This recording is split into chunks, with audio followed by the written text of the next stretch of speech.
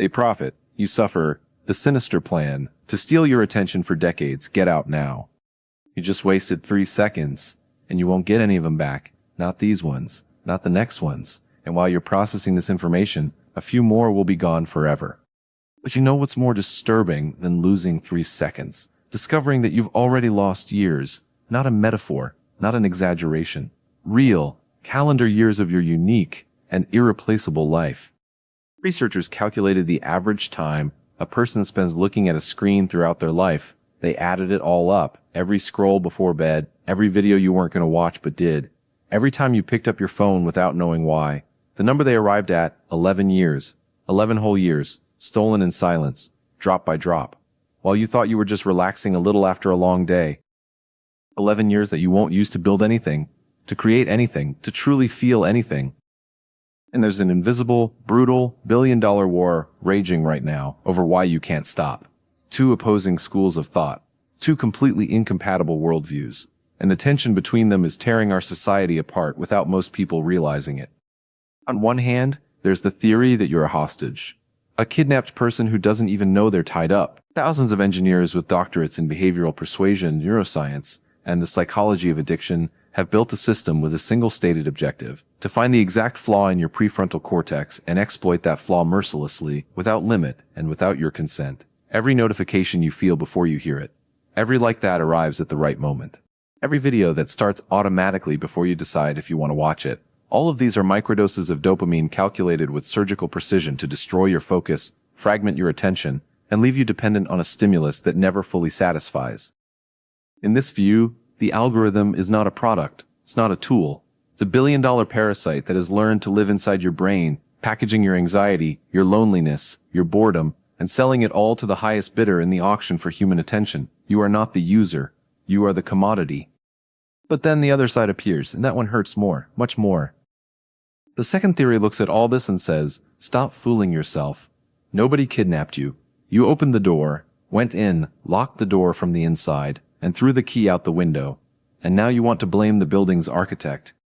This view asserts that technology is neutral, that the cell phone has no morals, that the real problem, the true problem that nobody wants to face, is its inability to deal with discomfort. You don't open the app because you were hacked by a Silicon Valley genius. You open it because you can't stand being alone with your own thoughts for 2 minutes.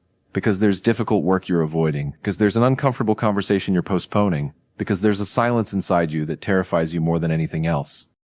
Your cell phone isn't a trap. It's a mirror. And you don't like the face that appears in it. Here comes the real confrontation. The clash of truths that will make you rethink everything you thought you knew about yourself. Pay attention now, because this is exactly where most people stop listening. And that's exactly why most people remain stuck.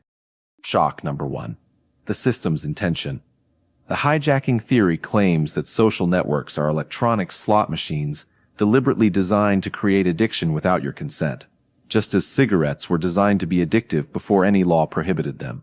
The agency theory laughs in your face and says that even a refrigerator is addictive if you don't have the minimum self-control to close the door, and that calling the algorithm criminal is just the favorite excuse of those who don't want to take responsibility for their own lives. Shock 2. What happened to your brain? The first side presents neuroimaging data showing that excessive screen use has physically altered the density of gray matter in areas linked to impulse control, that your neuroplasticity has been corrupted, that your brain has been literally remodeled by the excess of digital stimuli in the same way that drugs would. The second side responds with equal ferocity. Your brain is perfectly functional. You simply trained it like you train a dog, rewarding laziness and punishing effort, and now you are reaping exactly what you sowed. Shock 3. The cure. And this is the most dangerous part of all, because this is where people make the most costly mistake. One side begs you to do a radical digital detox, to disappear from screens, to treat your cell phone like toxic radiation, and flee to the analog world as if your life depended on it. The other side urgently warns, fleeing solves absolutely nothing, because the problem doesn't reside in the palm of your hand, it resides inside your head. If you uninstall all the apps today, you'll become addicted to series tomorrow, to food later, to anything that fills the void you haven't yet had the courage to face head-on. Can you feel the tension? One theory treats you as a helpless victim of a billion-dollar global conspiracy. The other treats you as someone without willpower who can't say no to a colorful light on a screen. Both leave you paralyzed. Both are incomplete. Which one is right? Neither. And what neuroscience and market data are showing now, at this very moment in history, is far more disturbing than either of them ever imagined. We've moved beyond the debate about blame versus discipline. That's old news. What's happening now, invisible to most people, is the rise of predictive artificial intelligence that has changed the rules of the game so quietly that almost no one noticed the shift. The algorithm from 5 years ago was dumb compared to what exists today. It tried to give you generic pleasure peaks. It pushed content that worked for the average person. It was a recommendation system. Primitive, predictable. There was still room for resistance. Today's algorithm isn't just trying to please you anymore. It's predicting your emotional state before you even realize what you're feeling. And that's not a metaphor. It's literal. It's learned to map the speed at which you scroll and correlate that with your mood. It's identified the milliseconds when your gaze lingers on an image of sadness, anger, or nostalgia, and used that data to build a more accurate emotional profile of you than any psychologist could in years of sessions. It detects the micro-hesitation of your thumb before you close the app, the signal that you're almost leaving but might still be held back, and at that exact moment delivers the content it knows will keep you hooked for another 20 minutes.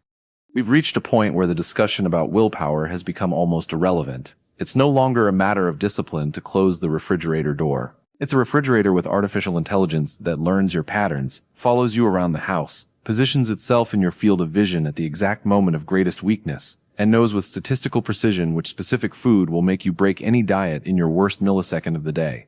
Human willpower versus a supercomputer that processes trillions of behavioral signals per second and updates itself in real time. The fight became completely asymmetrical, and you were in the ring without knowing the rules, without knowing your opponent's weight, without even knowing there was a fight. But treating you like a perpetual hostage won't save you either, because a hostage who learns they're chained and just cries in a corner is still chained. Awareness without action doesn't liberate anyone. So what's left? What really works when willpower isn't enough and running away solves nothing? You can't rewrite the algorithm's code. You can't shut down the servers. You can't compete in processing speed with a machine, but you can do one thing the machine never expects. You can change the battlefield. What separates the people who are going to waste the next decade from those who are going to build something real with it isn't discipline. It isn't detox. It's the systematic creation of intentional friction between you and the trigger. It's hacking your own environment before the environment hacks you. It's transforming your vibrant pocket casino phone into a blind, gray tool. It's cutting notifications off at the root, not muting them at the root. It's burying escape apps in folders with names that remind you of what you're avoiding. It's breaking the visual pattern before the dopamine loop starts, because once the loop starts, you've already lost that round. They built a system that needs your anxiety to function. That profits from your restlessness. That monetizes your emptiness. And they are extraordinarily good at what they do. But now you've seen the mechanism. You understand how the trap was built from both sides. You know it's not just your weakness and it's not just their fault. You know the game has changed, and the only way out is to change along with it, intentionally, before the next algorithm update arrives. Your 11 years remain on the table. The counter didn't pause while you watched this, but for the first time, you're looking at the board with your eyes open. And continuing to scroll to the next video after that stopped being an unconscious reflex. It has just become a deliberate choice. His 11-year-old clock just ticked again. Thank you, and don't forget to subscribe, leave a like, and send your message. Look what we'll see in the next video. Tomorrow, you'll see what this addiction is physically doing to the structure of your skull. Watch. It's terrifying.